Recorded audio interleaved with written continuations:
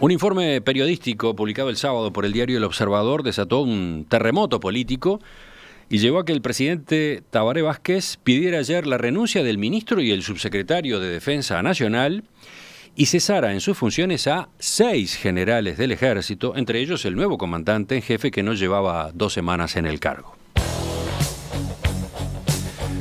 Cayeron los 3 generales que actuaron en el Tribunal de Honor que juzgó las conductas del teniente coronel retirado José Gabazo y el coronel retirado Jorge Silveira, condenados por la justicia penal por violaciones a los derechos humanos en la dictadura, concretamente en el caso conocido como el segundo vuelo. Además, son destituidos los 3 generales que actuaron en el Tribunal de Alzada, que entendió en ese caso, pero en segunda instancia. Entre los generales cesados se encuentra el nuevo comandante en jefe del ejército, general José González, impuesto en el cargo el 18 de marzo, y también el general Alfredo de Ramón, jefe del Estado Mayor de la Defensa, que asumió el cargo el 1 de febrero. Estas resoluciones, que se precipitaron a partir de una nota del periodista Leonardo Abercón, que accedió a las actas del Tribunal de Honor, fueron decisiones discutidas por el presidente Tabaré Vázquez con varios jerarcas de gobierno y también en particular con el presidente del Frente Amplio, Javier Miranda. Vale la pena conversar justamente con el doctor Miranda, está con nosotros esta mañana, bienvenido. ¿Qué tal? Buen día, Cotelo, un gusto. Desde el retorno a la democracia no hay antecedentes de una situación similar, ¿no? La remoción de la cúpula del Ministerio de Defensa y de 6 generales del Ejército a raíz de un fallo de un Tribunal de Honor.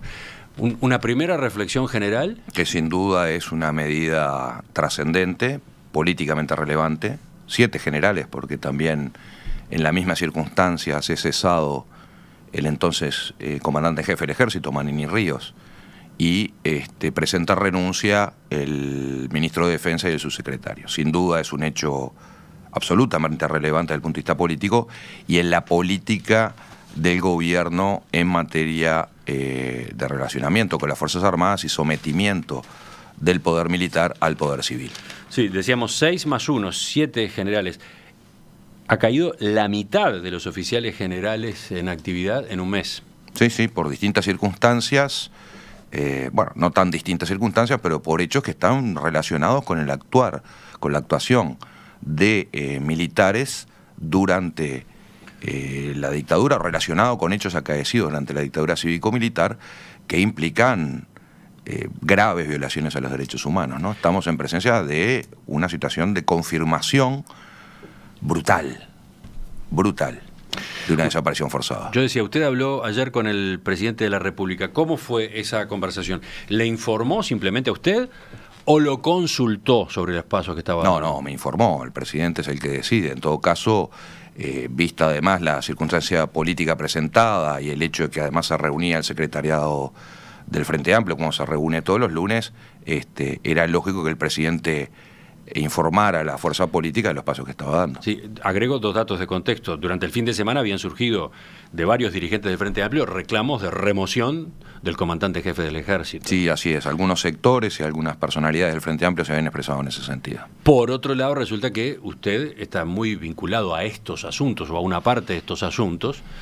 Usted es hijo de un desaparecido. Luego... Sí, guardé un prudente silencio el fin de semana también en razón de eso también, ¿no? Usted sigue un desaparecido cuyos restos después aparecieron, pero vivió esa situación durante años, bueno, y además ha trabajado muy cerca del grupo de madres y familiares, ¿no? Sí, sí, y además en el caso concreto, conocí muy bien a Marta Hoffman, a la madre de Roberto Comensoro Hoffman y de Hugo Mensoro, el hermano de Roberto, que es la situación que sale a la luz hoy. También desapareció en 1976, con 23 años, en Argentina.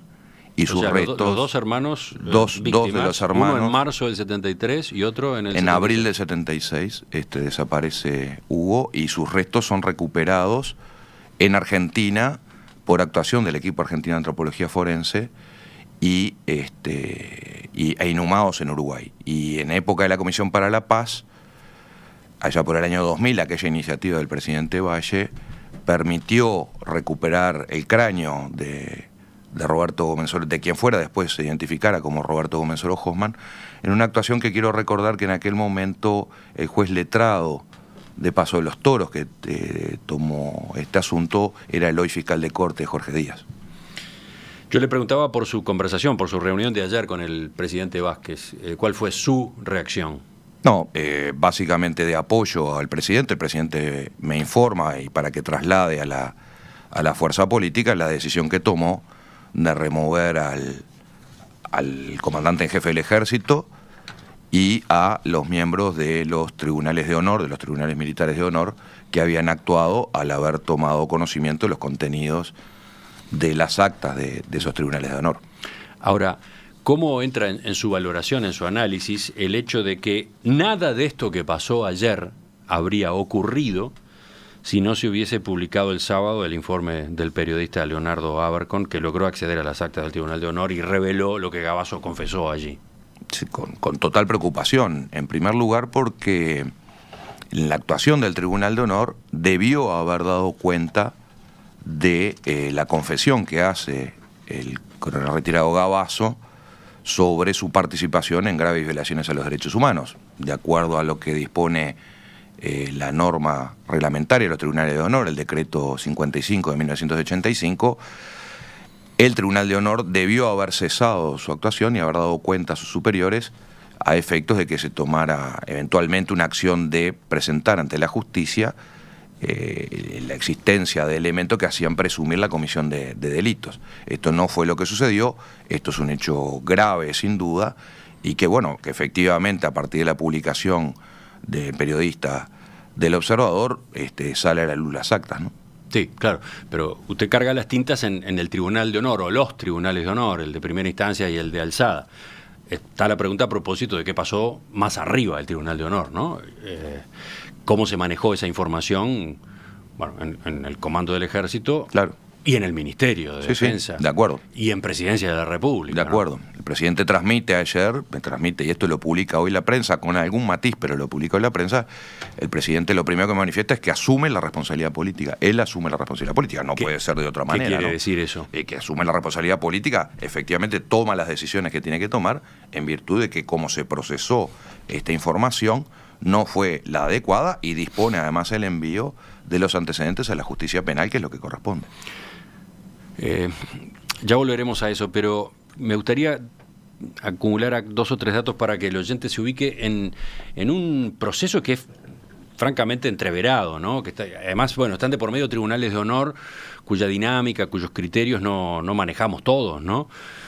Este tribunal de honor y el tribunal de alzada concluyen que los hechos por los que la justicia penal condenó en 2009 a Gavazo y a Silveira, concretamente el segundo abuelo, no están lo suficientemente aclarados y no hay elementos que fundamenten la convicción de que los oficiales sometidos faltaron a los códigos de honor de la institución militar, del cuerpo de oficiales y de los suyos propios.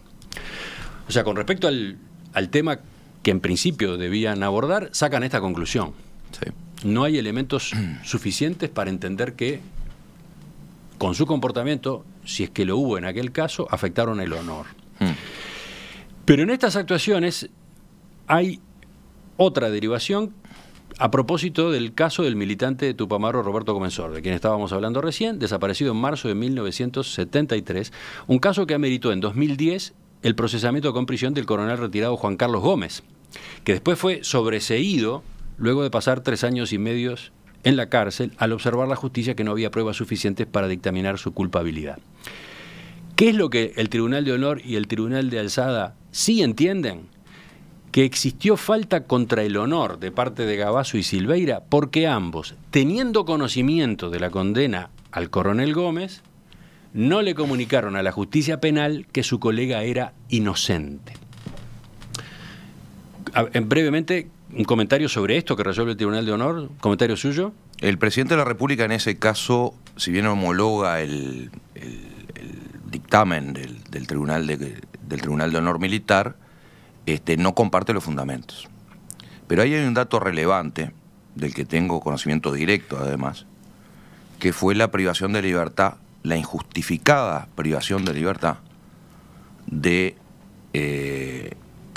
el coronel, creo que era coronel, Juan Carlos Gómez. conocí de cerca el caso, dialogué además en particular con las hijas de Juan Carlos Gómez ante la situación que estaba planteada. Yo en ese momento era director de Derechos Humanos del Ministerio de Educación y Cultura, todavía no estaba siquiera creada la Secretaría de Derechos Humanos de Presidencia de la República, y seguí de cerca ese caso. Y tenía el convencimiento de la inocencia de Juan Carlos Gómez, y me parece que allí se cometió una injusticia. Y esa injusticia está amparada en varias versiones que circularon, desde testimonios de algún testigo que dijo, que inculpó a Juan Carlos Gómez en aquel momento, hasta el ocultamiento que efectivamente hace Gavazo sobre la muerte de Gómez-Oro Hoffmann. Gómez-Oro Hoffmann, según los datos que releva la Comisión para la Paz, había muerto en Artillería Primero, en Montevideo. Habría sido responsable José Nino Gavazo. Y ese hecho es ocultado por el propio Gavazo en el proceso donde Juan Carlos Gómez también había sido procesado en el juzgado de Paso de los Toros, ya en 2010, y de alguna manera lo que logra Gavazo con eso es impedir seguir ahondando la investigación sobre Artillería Primero, además que era un centro de reclusión y de tortura durante la dictadura. Esto es previo a la dictadura, en realidad es inmediatamente previo a la dictadura, en aquella época. Me parece que ahí hay una jugada de Gavazo que una vez más corta los procesos de investigación y que está en línea con lo que ha sido una conducta regular de muchos integrantes de las Fuerzas Armadas de impedir el esclarecimiento de la verdad. No, pero entonces yo iba a lo siguiente. El Poder Ejecutivo de aquel fallo del Tribunal de Honor no comparte los fundamentos de la parte en la que se entiende que por el segundo vuelo no había elementos para considerar que se había afectado el honor. Ahí es donde discrepa con el Tribunal de Honor. Pero en la sanción a Gavazo y Silveira por esto otro, por no haber notificado a la justicia que el coronel Gómez no tenía nada que ver con el asesinato de Gómez-Oro, en esa parte está de acuerdo, y esa parte la homologa. De acuerdo. Y ahí es donde a mí me surgió en su momento la duda. Quien leía ese fallo y no miraba las actas, ¿no tenía una pregunta obvia delante? ¿Cómo sostiene el Tribunal de Honor que Gavazo y Silveira sabían que el coronel Gómez no había sido el culpable de ese homicidio y desaparición? ¿No? ¿Qué habían dicho Gavazo y Silveira ante el tribunal que le permitía al Tribunal de Honor aplicar esta sanción? ¿No era más o menos esperable que se tirara de esa piola, que se fuera a buscar en las actas, si es que no se había mirado las actas hasta ese momento? A ver, en el caso del presidente, es lo que me transmite el presidente de la República. Él me dice, yo no tuve las actas, no se me advirtió del contenido, y justamente creo que por eso viene la decisión política, además también de la renuncia presentada por el ministro de Defensa y por el subsecretario. Creo que ese es el hecho político desencadenante. O sea, aquí hay cuestiones funcionales y cuestiones netamente políticas, y el presidente de la República asume la responsabilidad política y, en consecuencia, dispone medidas políticas, ¿no? Y los ministros, y el subsecretario en este caso, presentan la renuncia. Ahora, vio que a propósito de eso hay versiones distintas. ¿Leyó la información del País de esta mañana? Sí. El País, hoy, con mucho detalle además, dice que en el mes de febrero el ministro Jorge Menéndez leyó las actas del Tribunal de Honor, de inmediato llamó a 2 de los abogados que lo asesoran, los datos le habían roto los ojos, y entonces Menéndez juntó ese material que tenía allí, juntó las actas, y acompañado de los abogados Alfredo Maeso y Josefina Nogueira, pidió audiencia con el secretario de la Presidencia de la República, Miguel Ángel Toma. Se reunieron con el jerarca de gobierno, le entregaron los documentos, le comentaron sobre la confesión de José Nino Gavazo y le sugirieron presentar una denuncia penal. Esto habla de otro tipo de responsabilidades, ¿no? A las que yo no puedo contestar desde luego. O sea, no conozco ni tengo por qué conocer cómo fue ese proceso. Según la investigación del diario El País, el material estaba a disposición de la Secretaría de la Presidencia desde la segunda quincena de febrero. Eso habrá que consultarlo con la Secretaría de Presidencia. Yo eso no puedo dar la respuesta cuál fue el proceso. El 12 de marzo, el presidente de la República homologa o no homologa los fallos de los tribunales de honor. En una circunstancia bien particular, que es en el momento en que el entonces comandante en jefe, Manini Ríos, le presenta además un escrito acompañando los dictámenes del Tribunal de Honor y con una fuerte crítica a el Poder Judicial, lo que motiva que el presidente de la República tome la decisión de hacer cesar al comandante Manini Ríos. Y eso que se da el 12 de marzo es un hecho político muy relevante y hace apenas 20 días, ¿no? Sí. Un hecho político muy, muy relevante. Claro, pero lo que da la impresión de que la atención se desvió, por un lado, se desvió por ese documento del general Manini Ríos. Yo creo que sí, que eso fue un sacudón. Era muy fuerte. Yo creo que eso es un sacudón. Era algo poco habitual, las consideraciones que incluía. El presidente toma la decisión drástica de cesarlo y devolver el expediente a defensa, ¿no? Y concentramos toda la atención allí. Claro. Pero el expediente, los fallos, etcétera, pasaron a un segundo, tercer lugar. Devuelve el expediente a defensa, según se me informa. El ministro de Defensa, Menéndez, pide licencia por razones de salud. Estaba y está en una situación sumamente delicada de salud. Pide licencia médica y en esas circunstancias que se da este proceso. Yo creo que hay que destacar el entorno en que se da esto. El cese del comandante jefe, que no es una medida nada menor, es una medida muy fuerte de parte del presidente de la República, en el marco además de un ministro que tiene que pedir licencia por razones de salud donde se encuentra realmente muy pero por lo visto, aún afectado en su salud, en febrero, a mediados de febrero, claro, le entregó a la Secretaría de la Presidencia estas actas con la advertencia de que ahí había hecho graves. Eso es lo que informa el diario El País hoy, y a eso sí yo no puedo dar la respuesta, evidentemente. Esa la respuesta la debería zanjar la Secretaría de Presidencia. Francamente, de eso tuve noticia hoy de mañana cuando leí la prensa. Porque aparentemente, si esto es así, las responsabilidades no habrían sido del Ministerio en no notificar, en no advertir. Las responsabilidades estarían en el propio despacho del presidente, allí enfrente, ¿no? Sí, yo tengo la mejor opinión del ministro de Defensa, de Menéndez. Me consta además su absoluto compromiso con el Ejecutivo y con estas situaciones en particular. Yo estuve reunido con el ministro Menéndez en febrero, por otras circunstancias. Cuando asume el jefe del Estado Mayor de la Defensa, cuando asume el general Ramón, y ahí me entero que está enfermo. Voy a hablar con él por algunas declaraciones que habría hecho Ramón en aquel momento, que creo que habrían una vez más una oportunidad de diálogo sobre el pasado reciente, que me parece que sigue siendo absolutamente imprescindible en este país. Y ahí me entero que el ministro está enfermo, y el ministro me ratifica su compromiso en este tema. Yo creo que el ministro ha actuado, incluso en circunstancias muy difíciles para él en términos de salud, ha actuado con absoluta rectitud. Luego, desde luego, las responsabilidades políticas funcionan y el ministro una vez más asume su situación política presentando renuncia al Ministerio de Defensa. Pero quedan puntas por explorar todavía, sí, por lo visto, probablemente, ¿no? Sí. Probablemente a partir de la información que hoy se publica, probablemente sí. Quedan aparentemente responsabilidades en el vínculo Ministerio de Defensa, Presidente de la República, en el medio de eso, ¿no? Es probable, pero Secretaría, Prosecretaría de la Presidencia. A mí lo que más me interesaría investigar es qué pasó durante la dictadura y qué pasó con los detenidos desaparecidos. Yo creo que entiendo perfectamente la importancia que tiene esto desde el punto de vista institucional, no lo voy a negar. Pero claro que la tiene, porque por lo visto estaríamos ante un presidente de la República mal asesorado, ¿no? Que toma decisiones sin contar con todos los fundamentos, sin que se le haga llegar la información relevante a los efectos de lo que estaba resolviendo. Que ¿no? toma decisiones y que toma decisiones fuertes de acuerdo a la información que tiene. Por eso. Y eso me parece... Por eso, con un asesoramiento incompleto, con un asesoramiento deficiente, aparentemente, ¿no? Aparentemente. Habrá que ver realmente cómo sucedieron los hechos. Yo ya le digo, esa información es de hoy de mañana. No tengo elementos para confirmarlo o desmentirlo en absoluto. Mire lo que dice el doctor Julio María Sanguinetti.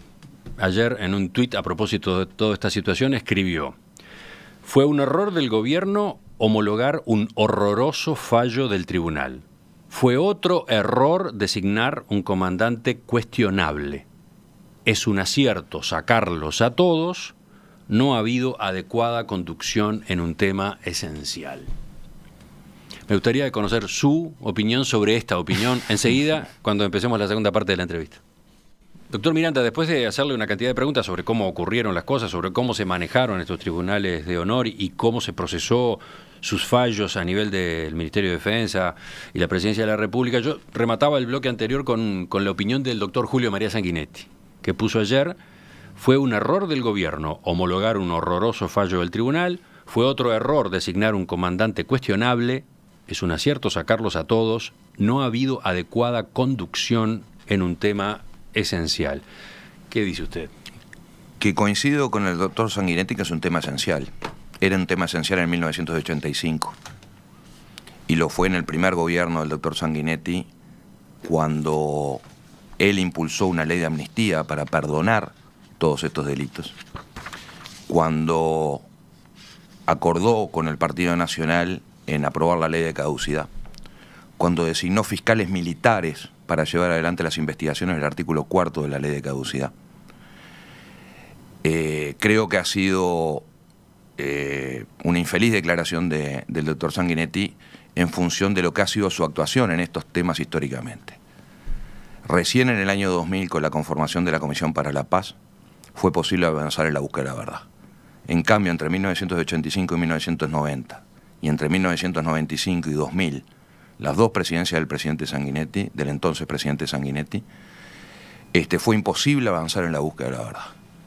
Me parece que, con respeto lo digo, realmente lo digo con respeto, además un expresidente con quien he tenido trato desde luego, con quien he tenido muchísimas diferencias en todos aquellos años, como es notorio, no me parece feliz, no me parece afortunado que haga este tipo de comentarios. Creo que el profundo error que ha habido acá es haber amparado la impunidad durante tantos años y que a través de declaraciones en un tribunal militar, recién entonces, podamos tener confirmación de hechos que durante tantos años hemos estado buscando su confirmación y su verdad. Enseguida quiero preguntarle sobre esa afirmación que acaba de hacer, confirmación de hechos, que ahora tenemos confirmación de hechos. Pero antes, Sanguinetti dice: fue otro error designar un comandante cuestionable. Cuando el presidente Vázquez cesa al general Manini Ríos como comandante en jefe, nombra en su lugar al general González. Y en ese momento, dentro del Frente Amplio, existieron discrepancias, existieron protestas.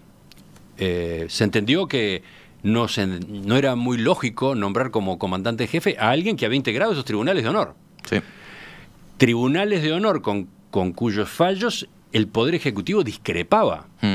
Porque tengo acá la resolución. Dicho Tribunal de Honor consideró que los hechos por los que fueron condenados por la justicia penal ordinaria no están lo suficientemente aclarados y no hay elementos que fundamenten la convicción de que los oficiales sometidos faltaron a los códigos de honor de la institución militar, del cuerpo de oficiales y de los suyos propios, ¿no? En los hechos de violaciones a los derechos humanos durante la dictadura.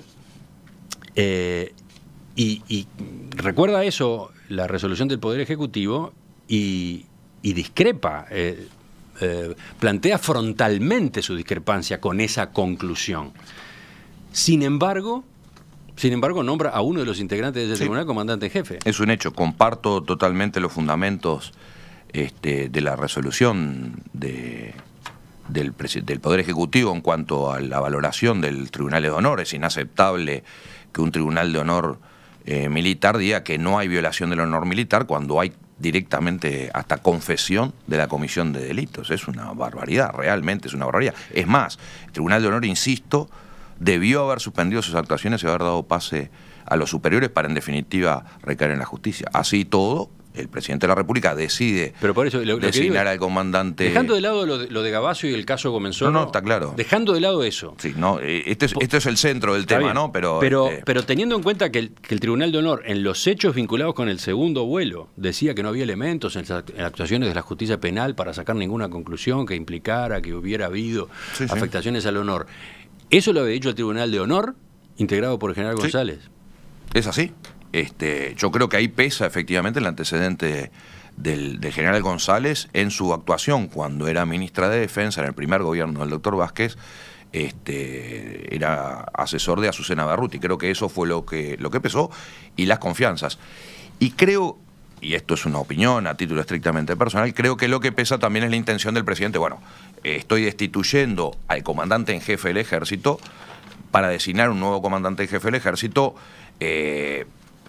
Si bien se saltea la prelación por derecha, como se utiliza habitualmente en la jerga, no quiso salteársela tanto y designa al general González. Creo que estos fueron los hechos que así lo hicieron, pero es un hecho que el general González participó en los tribunales de honor, y los fallos del tribunal de honor son propiamente incompartibles. En el Frente Amplio, ¿cuál terminó siendo en ese momento, en 12 de marzo, el estado de ánimo o el análisis de esta designación? Hubo respaldo al presidente, más allá de que hubiera opiniones que entendían que no era lo más adecuado, pero primó el respaldo político al presidente por la decisión que tomaban, atendiendo a las circunstancias. Yo insisto, las circunstancias en que se da tanto la designación del general González como el trámite del expediente del Tribunal de Honor con el cese del comandante en jefe Marini Ríos, que venía arrastrado de atrás, venía con algunos problemas ya más largos, que habían arrancado con declaraciones un 18 de mayo, que había tenido un episodio muy fuerte en diciembre con la sanción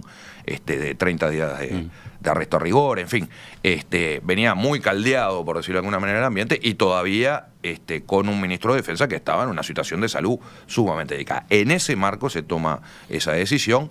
Y bueno, sí, evidentemente era opinable en aquel momento, y sin duda hoy también lo es. En marzo, el 12 de marzo, el Poder Ejecutivo homologa los fallos de los tribunales de honor. Por lo visto, no le presta atención a las actas donde figuran los interrogatorios.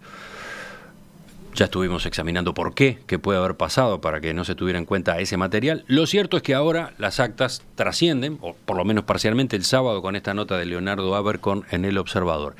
Y allí se descubre declaraciones muy impactantes. Por ejemplo, que según Silveira, el asesino de Gomenzoro habría sido Gavazo. Y que Gavazo no admite el homicidio, pero sí declara que tiró el cuerpo de Gomenzoro al Río Negro para que desapareciera, supuestamente siguiendo una orden del entonces jefe de la División de Ejército 1, general Esteban Cristi, que quería evitar que la fuerza quedara manchada con un asesinato. Marzo de 1973, o sea, todavía en democracia, ¿no? Usted, que ha seguido todos estos casos muy de cerca, ¿qué novedades hay en esta declaración de Gavazo y la de Silveira también?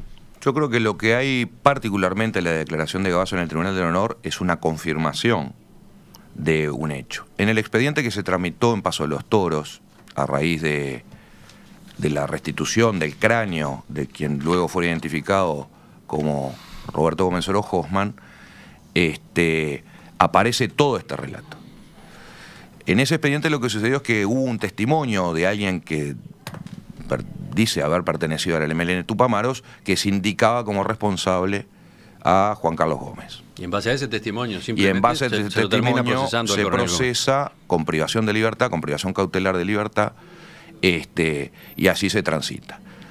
Pero hay un testimonio que es el desencadenante en ese proceso en Paso de los Toros, de un militar que viene de Brasil expresamente a dar testimonio, no me acuerdo si es Debat el apellido, no estoy seguro si era ese el apellido, que da cuenta de que no es así, que él era de caballería en el año 73, en marzo del 73, cuando suceden los hechos en Artillería Primero, y que narra que él va caminando y ve a Gavazo sentado, y ve a una persona de sexo masculino, desnuda, mojada, atada en un caballete, digamos, con baterías al lado, y que él lo identifica a Gavazo, dice que lo reconoce porque lo conocía, que Gavazo queda sorprendido, y que luego hay una serie de, digamos, de encuentros en la tarde de ese día, en marzo del 73, y que se habla de que a Gavazo se le murió un prisionero. O sea que teníamos elementos fuertes, y ya en la época de la Comisión para la Paz, para sostener que el crimen, el homicidio y ocultamiento del paradero, y esto es lo que configura la desaparición forzada de Roberto Gomenzoro Hoffmann, había iniciado su consumación en Artillería Primero, en Montevideo, sí, en el barrio, y que luego efectivamente lo trasladan a Paso de los Toros, donde es fondeado en el río, en malla de alambre, con 4 piedras, etcétera. Pero estos detalles que aporta ahora Gavazo, ¿esto se conocía en la reunión con Esteban Cristi, etcétera? No, esto es una práctica habitual en Gavazo y en otros represores que siempre terminan inculpando a aquellos que ya murieron. Según su relato, tras enterarse de la muerte de Gómez Oro, que él no asume, le avisó al jefe del Grupo de Artillería 1, el coronel Alfredo Rubio, y juntos fueron a comunicarle lo ocurrido al comandante de la División 1, Esteban Cristi. Según lo que cuenta Gavazo, allí Cristi habría ordenado hacer desaparecer el cuerpo. Claro. Quien tuvo que hacer eso fui yo. Por temas de desprestigio del ejército no podía darse a conocer que había fallecido alguien en un cuartel, declaró Gavazo. Una vez más, oportunamente, Gavazo lleva la investigación a una línea muerta. Esto es, en aquel momento, permitiendo que se procesara a Juan Carlos Gómez cuando era notorio que no era responsable, cuando él era consciente de que no era responsable, y ahí corta la línea de investigación, y hoy una vez más hace lo mismo, inculpando al jefe de Ejército 1, Cristi, que está fallecido, y en consecuencia no se puede seguir investigando. No parece verosímil el relato de Gavazo en cuanto a que él solo decide el traslado, que él solo lo traslada, que él solo lo fondea en el río. Esto es parte de lo que se debe todavía a la sociedad uruguaya de investigación sobre el destino de los detenidos desaparecidos en general. De cómo participaron agentes de las Fuerzas Armadas efectivamente en la Comisión de Crímenes contra la Humanidad. Pero mi pregunta era, un tema enorme, justamente, le consultaba qué hay de nuevo acá que permita eventuales nuevas actuaciones judiciales. No, lo que hay es una confesión. Lo que hay es una confesión que no figuraba en el expediente de Paso de los Toros. Porque en el expediente de Paso de los Toros se lleva la vía muerta, ya digo, por la inculpación injusta, una enorme injusticia. Con Juan Carlos Gómez lleva una vía muerta, pero en la vía confesión. Es más, hay sobreseimiento en la causa de Paso de los Toros, tanto a Juan Carlos Gómez como debe ser, y también sobreseimiento a Gavazo. Esa precisión es importante, porque más temprano, cuando hablábamos con el coronel retirado Sergio Rico, él señalaba que Gavazo ya estaba involucrado, ya estaba con actuaciones judiciales sobre él vinculadas con este caso. Pero al no haber acusación en el caso de Gavazo en el expediente de Paso de los Toros, y teniendo en cuenta la jueza de aquel momento que el delito se habría cometido en Montevideo, remite la causa a Montevideo. Creo que va a penal 13, no estoy seguro, y remite la causa a Montevideo por razón de competencia territorial. Confirmado, o por lo menos existiendo indicios firmes de que el homicidio se comete en Montevideo, cursa el expediente a Montevideo, el juzgado letrado de Montevideo, que sería competente. Y hoy... O sea, hoy sobre Gavazo no pesa ninguna responsabilidad por este caso. Por este caso. En la justicia no pesa ninguna responsabilidad sobre él. Por este caso, pero esto abre la investigación. Ahora abre la investigación y por eso por lo menos quedaría inculpado del delito de desaparición forzosa. Claro, si no se puede de la muerte. Ese delito, si se puede tipificar ese delito, ahí hay una discusión jurídica. Yo creo que sí se puede tipificar porque el delito se está cometiendo hoy en la medida que se está ocultando el paradero hoy. Yo entiendo que efectivamente hoy, y por eso creo que el fiscal de lesa humanidad, el fiscal de crímenes contra la humanidad, Percivale, toma la causa ahora y propone la investigación. Aquí se podrían confluir varios delitos. Por un lado, y por eso entiendo que el fiscal de corte remite al fiscal de flagrancia, o sea, quien estaba de turno el sábado cuando aparece la noticia periodística, por eventualmente, ahí hay una noticia criminis de, probablemente, no puedo juzgarlo yo, no puedo adelantarlo, esto tiene que resolver la justicia, de un delito de encubrimiento. Pero por otro lado, tratándose de crímenes contra la humanidad y tratándose de un delito permanente como el de desaparición forzada, tiene competencia el fiscal de crímenes de lesa humanidad. Para terminar, doctor Miranda, el presidente de la República debe resolver la sucesión en el Ministerio de Defensa Nacional. Había un ministro socialista, Jorge Menéndez, y un subsecretario perteneciente al MPP.